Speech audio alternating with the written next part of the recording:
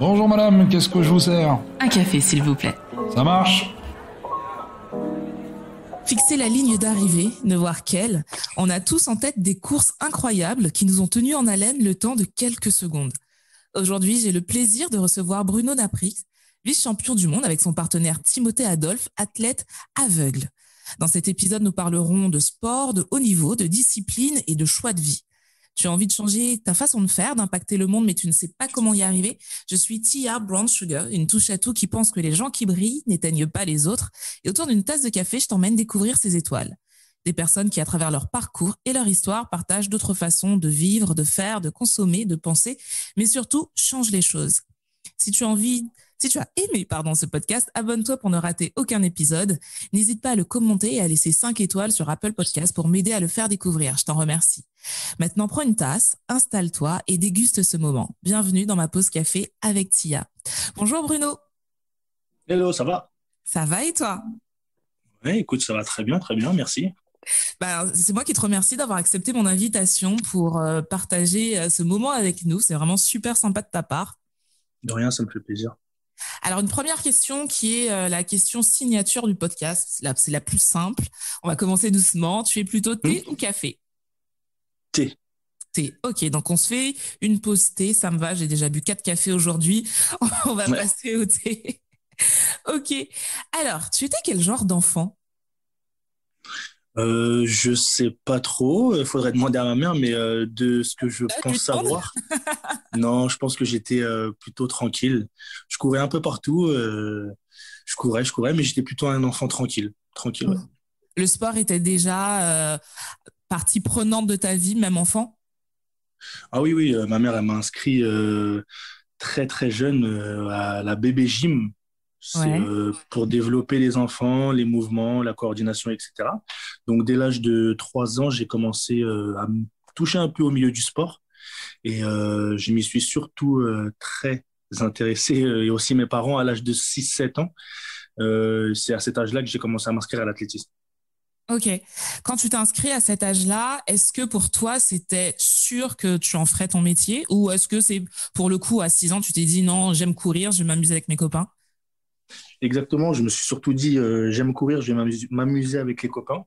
C'était super sympa, super cool. Et puis, je touchais à pas mal de sports aussi à côté. J'ai essayé le basket, j'ai essayé le foot.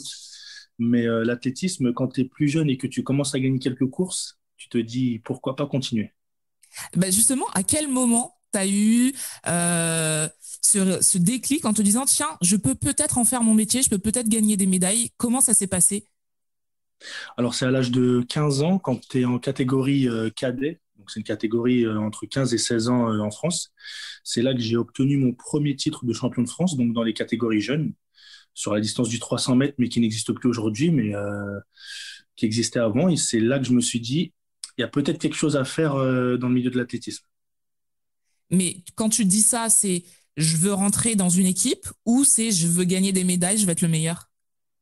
Si je veux gagner des médailles, je veux être le meilleur.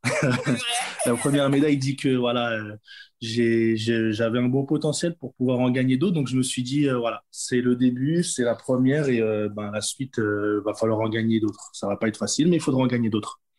Comment ça se passe ton entrée dans le milieu d'athlète de haut niveau? Est-ce que à 15 ans, tu étais déjà considéré comme étant Benjamin, mais en haut niveau ou pas encore?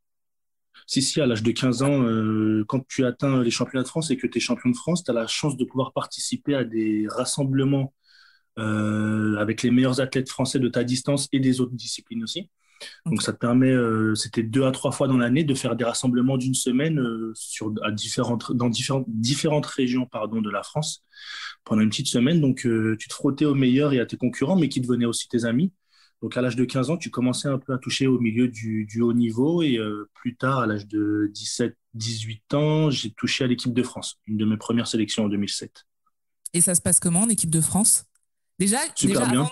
avant déjà de vivre l'expérience, quand on te dit, OK, on aimerait que tu intègres l'équipe de France, tu te dis quoi à ce moment-là? En fait, ça se passe dans le sens où tu as un programme à faire dans l'année et puis tu sais que dans ta catégorie donc des 17-18 ans, tu as telle échéance à la fin de l'année qui, en l'occurrence, là, en 2007, étaient les championnats d'Europe, les championnats d'Europe de ma catégorie. Mhm. Et donc, tu te fixes cet objectif en te disant, voilà, il faut que j'y arrive. Et puis, le jour où tu reçois la convocation avec l'enveloppe écrit accepté et convoqué en équipe de France, bah, surtout quand c'est la première, t'es comme un fou, quoi. Tu te dis, waouh, je vais porter les couleurs bleu, blanc, rouge, représenter mon pays, ma famille, mes amis, quoi de plus, quoi de mieux, quoi. C'est clair, c'est clair. Et une fois que tu es là, une fois que tu es dans l'équipe, ça se passe comment ta première course avec le maillot tricolore? Énorme pression. Ouais, c'est Énorme vrai. pression, ouais, juste, ben, même pendant toute la compétition, plus le jour de l'épreuve arrivait, plus la pression montait. Mais j'ai réussi à plutôt bien gérer. L'ambiance se passait super bien parce que j'étais avec plus des concurrents pour le coup, enfin, si, un peu des concurrents, mais surtout des amis en équipe. Donc, l'ambiance super bonne. La première course s'est super bien passée parce que j'ai réussi à me qualifier pour le tour suivant. Mais la pression, c'est toi qui te la mettais ou c'est parce que finalement, c'était un truc tellement énorme que la pression, elle venait toute seule, quoi? Un peu des deux. Ouais, Quand tu fais ta première sélection en équipe de France, tu te mets inconsciemment une petite pression personnelle en te disant, voilà, là, c'est du sérieux plus, plus, on va dire. Et puis, tu es attendu aussi. Donc, la pression vient, plus les jours passent et plus l'épreuve arrive. Mais en plus, la petite pression personnelle, la bonne adrénaline, on va dire, ouais. était présente aussi. Est-ce que quand tu es à ce niveau-là, quand tu commences, pour toi, il y a un objectif clair, c'est-à-dire, tu sais, des fois, il y a des gens qui se disent, OK, moi, mon objectif ultime, c'est par exemple d'être champion du monde pour les footballeurs, par Ouais. exemple. Est-ce que toi, dans ta discipline, quand tu as commencé en pro, tu t'es dit, OK, moi, mon objectif ultime, c'est ça, c'est peut-être une médaille, une course, je sais pas, ou pas du tout, c'était juste, je veux être parmi les meilleurs et puis on verra ce que ça donne. Alors, c'est un peu de tout ça, dans le sens où quand tu arrives en championnat, évidemment, c'est un grand championnat, donc évidemment, tu veux la médaille d'or. Donc, tu te dis, il faut que je sois le meilleur, il faut que je puisse battre tout le monde, mais en même temps, dans notre sport, qui est un sport individuel, tu as quand même des certitudes qui sont là dans le sens où tu sais que tu as plus fort que toi et que ça va être compliqué, ça va être difficile, mais qu'il faudra se battre. Donc, tu te dis en même temps que tu es le meilleur et que voilà, il va falloir y aller, mais en même temps, tu prends les courses les unes après les autres sans brûler les étapes pour pas pour pas louper ton tour, quoi, parce que t'as pas de deuxième chance, hein. Si jamais tu loupes ta course, malheureusement, C'est fini. c'est pas comme au foot où tu loupes une Ouais. occasion, tu en auras une dans 10 minutes. Là, 10 minutes après, tu es éliminé. Et puis voilà, donc c'était vraiment la pression en te disant il faut que je sois le meilleur, mais il faut que je fasse attention en étant prudent et en faisant ce que je sais le faire de mieux, quoi. Ouais, clairement, clairement. C'est super intéressant ce que tu dis parce que c'est vrai qu'on aurait pu penser que, tu sais, tu te serais dit, OK, moi, mon but ultime, c'est d'être, je sais pas, champion olympique ou avoir une médaille d'or mondiale ou un truc comme ça. Mais j'aime bien ton recul en te disant, OK, ouais, je veux gagner des médailles, mais c'est surtout une course après l'autre et on fait en Ouais, fonction de ouais. chaque course, quoi. Je trouve que c'est super posé comme réflexion. Ouais, c'est important dans le sens où, bien évidemment, quand tu atteins le sport de haut niveau, et puis quel que soit le sport, hein, tu t'imagines médaillé olympique, médaillé mondial, etc. Mais le plus compliqué, c'est tout ce qui se passe avant cette compétition et avant ces échéances, en fait. C'est dans la saison, le plus important, c'est les entraînements.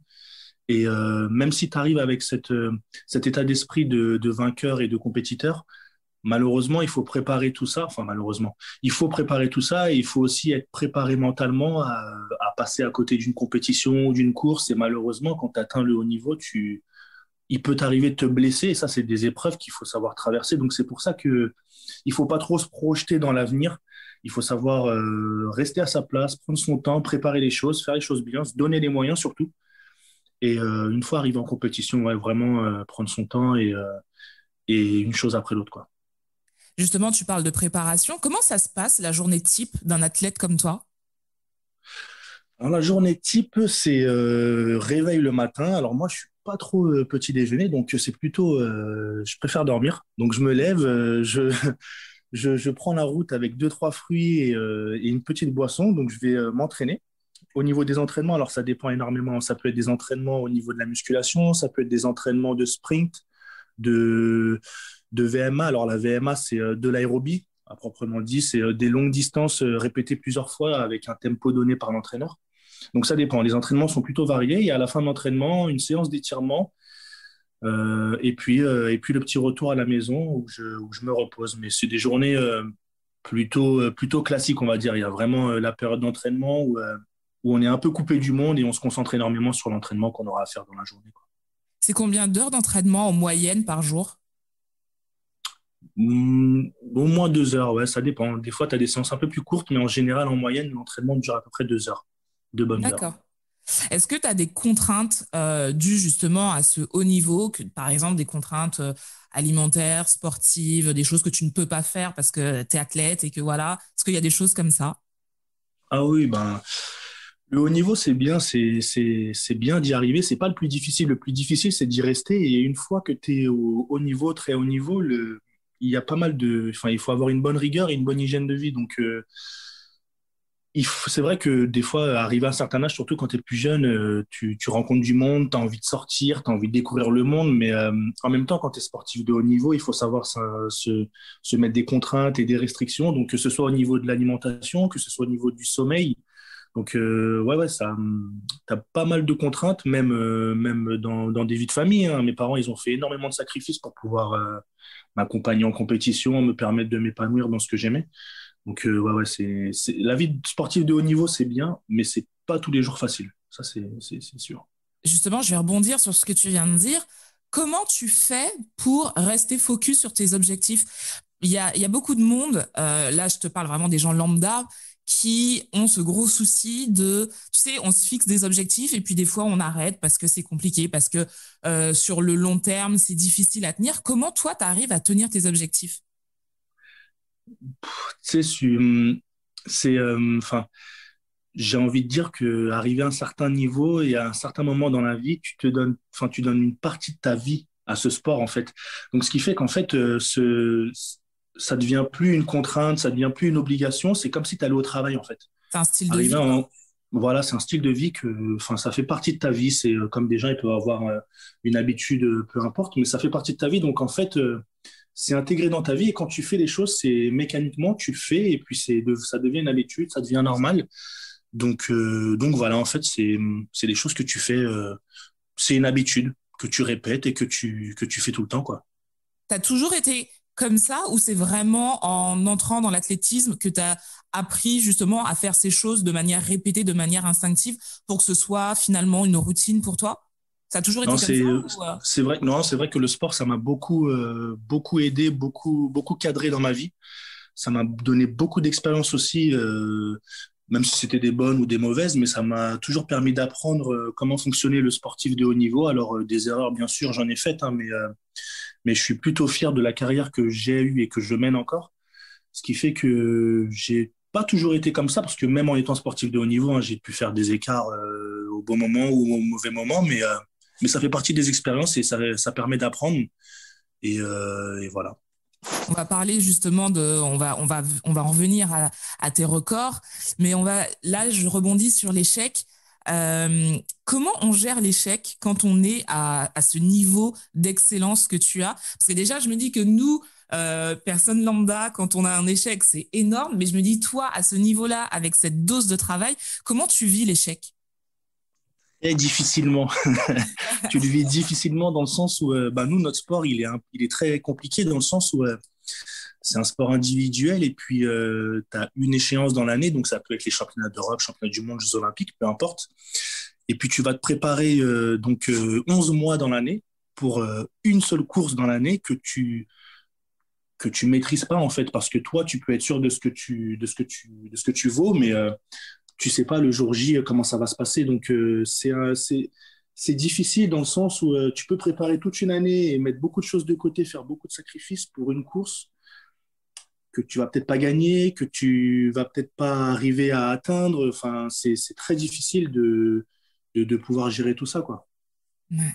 Et comment tu arrives à t'en remettre? Est-ce que c'est quelque chose qui se fait assez rapidement? C'est-à-dire que l'échec, tu le vis mal sur le coup et puis très rapidement, tu dis, OK, comme tu nous disais au début, il y a une prochaine course, on se reconcentre.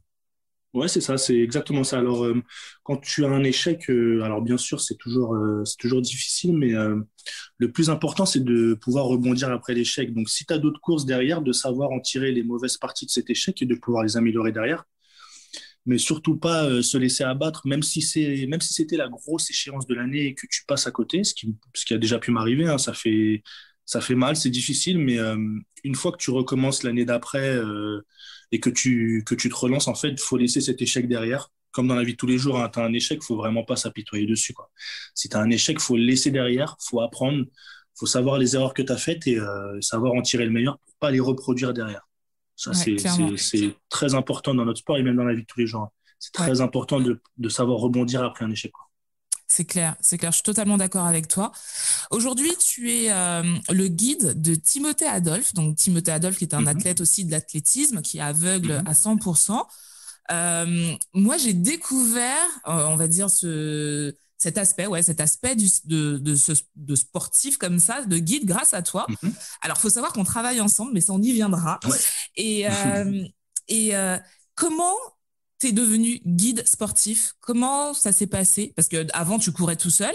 Comment tu t'es Exactement. dit un jour, tiens, je vais accompagner un autre athlète? Ben, je me suis jamais vraiment posé la question. C'est vrai que j'y avais jamais songé. Et c'est l'ancien guide de Timothée, donc qui s'appelle Cédric Philippe, un athlète de haut niveau aussi que je connais et que je connaissais et que je connais toujours d'ailleurs, qui est venu me voir à une compétition en 2019, à une compétition, hein. Donc à la fin de ma course, il est venu me voir et il m'a demandé est-ce que ça pouvait m'intéresser d'être guide d'un athlète déficient visuel. Donc moi, j'y connaissais pas grand, enfin, j'y connaissais quasiment rien. Je savais qu'il y avait les athlètes paralympiques, mais je connaissais pas. Donc je lui ai dit, bah écoute, je termine ma saison et puis à la fin de la saison, on se voit et on discute avec Timothée s'il faut et puis on voit ce qui est possible de faire. Mais au premier abord, ça m'a intéressé. Ok. Ensuite, ça a permis de rencontrer Timothée et ça a très bien matché.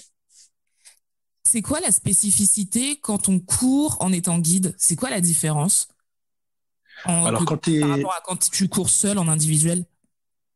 ben pour résumer un peu, vu que Timothée est aveugle, moi je suis les yeux et lui sont les jambes. Donc en fait, la spécificité d'être guide, en fait, tu as certains critères à remplir. Donc déjà, il faut avoir un record, un meilleur record que Timothée, ce qui va lui permettre, lui, de ne pas avoir quelqu'un qui est à son niveau, donc ne pas être comment on dit ça, ne pas être pénalisé, voilà, pardon, je Ouais. cherchais mes mots, ne pas être pénalisé. Donc, il faut aussi savoir être guide au niveau de l'athlétisme, mais aussi être guide de vie, parce que quand on est ensemble en compétition, évidemment, c'est moi qui l'accompagne, enfin moi et l'autre guide, hein, mais c'est nous qui l'accompagnons tous les jours. Voilà, il faut savoir aussi s'adapter. C'est primordial. L'adaptation aux besoins de l'athlète déficient visuel, c'est très très important. Comment ça se passe une course avec quelqu'un qui ne voit pas? Tu sais, j'essaye de me projeter, mais c'est compliqué de se projeter dans une situation comme ça. Toi, tu fais quoi concrètement quand vous êtes sur la ligne d'arrivée? Il se passe quoi de la ligne d'arrivée jusqu'à la fin? Ben, de la ligne de départ plutôt jusqu'à la fin. Alors, arrivé à la ligne de départ, je positionne Timothée en général sur le plot avec le numéro de notre couloir. Donc, je lui demande de s'asseoir là. Et puis, c'est moi qui prépare nos starting blocks. Donc, on a des mesures qui sont très bien réglées, qui sont propres à nous, j'ai envie de dire. C'est moi qui règle le tout. Et puis, après, je l'accompagne pour qu'il puisse venir essayer une position et se mettre en position pour voir s'il se sent bien, si les marques lui vont bien. Et ensuite de ça, ben, on est tous les deux derrière les starting blocks. Je le mets en position quand l'arbitre nous demande de nous mettre en position. On va faire toute la course ensemble. Donc pendant la course, c'est vrai que j'ai l'opportunité de lui parler, de l'encourager, ce Ok. qui fonctionne assez bien pour notre binôme. Une fois arrivé à la ligne d'arrivée, il faut que je le laisse passer devant moi pour qu'il puisse la passer avant moi, sinon on est éliminé. Ah, c'est vrai, Et si tu passes voilà. avant, vous êtes éliminé. Ouais, exactement. Si jamais Ok. je franchis la ligne d'arrivée avant lui, ben, ça compte pas en fait. On est éliminé, donc il faut que Ok. je le laisse passer devant. Et ensuite, on félicite les concurrents et puis on attend les résultats de la course. Mais voilà, c'est comme ça que ça se passe, une course avec un athlète non-voyant. Alors, pour préparer cette interview, j'ai regardé des courses que vous avez faites et c'est vrai que c'est Mhm. impressionnant parce que je trouve qu'on va vraiment dans le détail. Tu vois, quand tu dis que tu le prépares sur la ligne de départ, faut vraiment que les gens visualisent que la préparation que tu fais avec lui, c'est par exemple, au niveau des mains, vraiment au millimètre près pour qu'il dépasse pas la ligne de départ. Et c'est vrai que je regardais ça et je me disais, mais mince, mais si par exemple il bouge de trop, ben c'est vraiment à toi de faire en sorte que ce soit parfaitement aligné, quoi, que ses doigts soient parfaitement alignés. Exactement, sur la ligne de départ, c'est moi qui dois faire bien attention à ce que ses doigts soient bien positionnés, à ce qu'ils soient bien droits, qu'il ait une bonne position dans les blocs pour que quand on puisse prendre le départ, parce que sur une distance comme le 100 mètres, le départ, c'est primordial et c'est tellement explosif que, en fait, en étant deux à devoir être synchro à ce moment-là, il faut vraiment, ça se joue vraiment à des centimètres, des millimètres, hein, vraiment des détails, mais c'est très, très important pour moi et pour lui d'être dans les meilleures dispositions avant une course et d'être bien positionné pour pas qu'on puisse soit se rentrer dedans, créer un écart et que lui marche sur le couloir d'à côté et qu'il soit éliminé. Enfin, il faut vraiment que sur 100 mètres, c'est vraiment à des détails et c'est vraiment très, très important. Ouais, j'ai trouvé ça génial de vraiment, j'ai regardé quelques courses que vous avez faites et j'ai trouvé ça hyper passionnant de voir comment vous progressiez ensemble. Et pour les personnes qui nous écoutent, si jamais vous pouvez vraiment regarder les courses de Bruno et de Timothée, vous allez voir, c'est quand même assez impressionnant de voir courir ensemble. Moi, ce que j'ai remarqué, ce que j'ai remarqué, mais je crois que ça se dégage de vous, il y a une confiance qui est juste, comment dire, elle est juste là, quoi, et elle saute aux yeux. Comment ça se travaille, une confiance comme ça? Ça se travaille surtout aux entraînements, hein. C'est les premiers entraînements, on va dire, qui vont vraiment déterminer la confiance que Timothée va m'accorder et la confiance que j'ai en lui aussi. Surtout celle que Timothée accorde à son guide parce que c'est le guide qui fait quasiment tout, c'est le guide qui mène un peu la danse, on va dire. Donc, cette confiance, ça s'instaure très, très rapidement et c'est très important pour lui de pouvoir me faire confiance et de moi savoir que lui il me fait confiance, qui me donne envie de continuer à bosser avec lui, en fait. C'est cette motivation qui fait partie du binôme. Vous vous dites tout? Ouais, plus ou moins tout. Ouais. On partage beaucoup, beaucoup de choses. Et puis, ça fait partie aussi de la relation qu'on a, hein. C'est vraiment très, très important d'être proche de son guide et pour moi, de son athlète. Alors, moi, c'est ma première expérience, mais je sais que, voilà, c'est très, très important d'avoir cette relation de confiance dans un binôme. S'il n'y a pas de confiance, c'est compliqué derrière, quoi. Ouais. Alors, je l'ai pas précisé au début parce que je voulais qu'on en arrive à ce sujet-là. Vous avez remporté la 2e place quand même sur le 100 mètres hommes au championnat du monde handisport 2019. Alors moi, j'étais devant ma télé. J'étais pas devant la télé, mais devant l'écran d'ordinateur parce que voilà, je savais qu'il y avait la course et il fallait absolument que je la regarde. C'était juste énorme. Comment tu as vécu ce moment? C'était incroyable parce qu'on a été au championnat du monde après avoir mis en place notre binôme. On avait 3 mois de travail ensemble, quoi. Donc, on se connaissait que depuis 3 mois. Et comme je l'ai dit tout à l'heure, la confiance, ça faisait que 3 mois qu'on bossait ensemble. Donc, comme je disais tout à l'heure, la confiance, ça s'est instauré super rapidement. Et puis, c'est vrai que sachant qu'il y avait cette échéance qui arrivait quand même à grands pas et très rapidement, on s'est mis dans surtout moi, je me suis mis dans une condition mentale où je me disais, voilà, la compétition, je suis avec lui, mais c'est comme si c'était moi qui étais en compétition. Donc, c'est sa compétition à lui, mais c'est la mienne aussi dans le sens où je partage la même adrénaline, j'ai les mêmes séances d'entraînement, j'ai le même train de vie, et puis une fois arrivé sur place, on fait quasiment tout ensemble, quoi. Donc, c'est comme si c'était ma compétition qui devient notre compétition, en gros, voilà, c'est ça. Quand vous franchissez tous les deux la ligne d'arrivée, c'est quoi le sentiment? Grande fierté, énorme fierté déjà pour lui, parce que c'est vrai qu'il a eu des mésaventures au grand championnat auparavant, mais on se connaissait pas encore, mais j'ai vu qu'il avait eu des difficultés à obtenir des médailles dans les différents grands championnats. Et là, me dire que j'arrive 3 mois après et qu'avec Timothée, j'obtiens une médaille d'argent au championnat du monde, je me dis c'est absolument énorme. Et en fait, la sensation que tu as après cette course, en fait, c'est la même sensation que quand moi, je gagnais des titres ou des médailles en individuel. C'est vraiment une grosse fierté, énorme fierté. Et on était super contents. Super contents. Alors, j'ai regardé un truc, tu vas me dire si tu as ressenti la même chose. J'ai regardé genre 20 fois parce que j'adore le foot.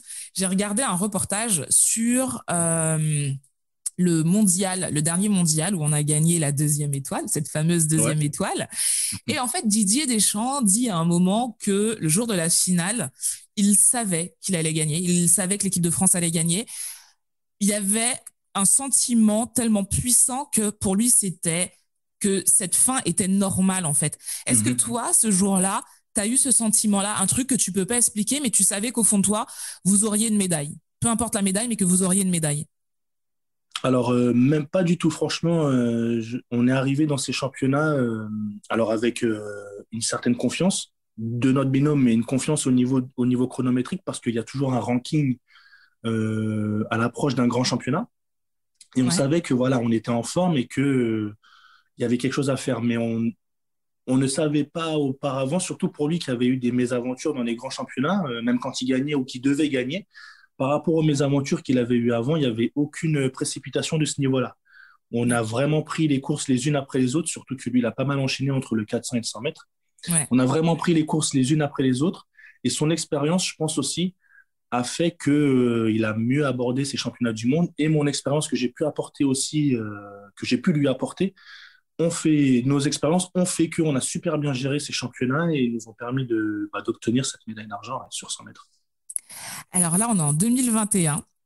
Il Mhm. y a les JO de Tokyo. Ouais, Vous allez courir pour le 100 et le 400 mètres. C'est un exactement. rêve Ouais. d'enfant qui va se réaliser. Carrément, carrément, carrément. J'étais en athlète individuel, j'ai loupé les Jeux Olympiques de 2012. Alors, à pas grand-chose, je dirais pas ça, mais je les ai loupés dans le sens où je suis passé un peu à côté de ma course. Ouais. Donc, bon, voilà, c'était une grosse désillusion. Mais aujourd'hui, ce projet avec Timothée fait que, grâce à cette victoire au championnat du monde de cette médaille d'argent, on a pu se qualifier automatiquement pour les Jeux. Trop bien. Donc là, on prépare cette échéance sérieusement, très sérieusement. On sait que voilà, on va arriver là-bas, ça va être compliqué, mais pareil, on arrivera confiant. Et oui, c'est un rêve de gosse qui se réalise. Les Jeux Olympiques ou Paralympiques, hein, c'est quelque chose d'énorme. C'est une compétition tous les 4 ans. C'est quelque chose qu'on peut pas louper, quoi. Quand tu es sportif de haut niveau, c'est quelque chose qu'il faut réussir à vivre au moins une fois dans sa vie. Est-ce qu'on prépare de la même manière un championnat mondial qu'un championnat olympique? Est-ce que la préparation est la même ou pas forcément? Si, si, vraiment, l'approche des compétitions de très haut niveau, la préparation dans la saison est quasiment pareille, ce qui fait que il n'y a pas énormément de changements. Alors, les seuls changements qu'il peut y avoir, c'est au niveau des disponibilités. Tu es un peu plus sollicité enfin, Timothée est un peu plus sollicité par les médias parce qu'évidemment, les Jeux Olympiques, ça représente vraiment une énorme échéance. Mais au niveau préparation physique et sportive, la préparation se passe de la même façon. Ok. Ouais, ça se passe de la même façon. Là aujourd'hui, on est quand même, on enregistre, on est au mois d'avril, oui déjà avril, Ouais, donc c'est bientôt. Vous vous sentez comment tous les deux? super bien. Tout se Ouais. passe super bien. On a déjà réalisé quelques compétitions cet hiver qui se sont super bien passées, Que vous avez gagné?